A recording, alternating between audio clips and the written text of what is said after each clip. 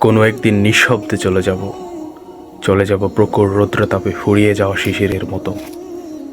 সময়ের হিসাবে সেটা দিন না হয়ে রাত্রিও হতে পারে।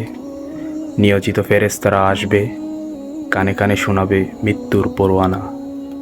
হয়তো তখনও হয়নি প্রস্তুতি, দেনা পাওনা বাকি, পকেটে পড়ে থাকবে এক আধটা নোট, আধুলি, কোথাও যাওয়ার অগ্রিম কেটে রাখা টিকিট, কাউকে দেব বলে সযত্নে আঁকলে রাখা 4 শব্দের চিরকুট, ভালোবাসি।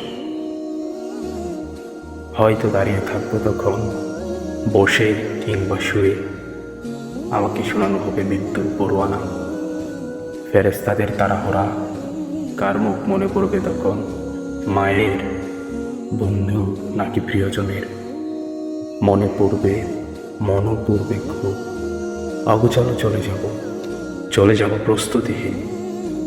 তবু আমি চাই, আমি যেন যেতে পারি পবিত্র দিন ভোরবেলা।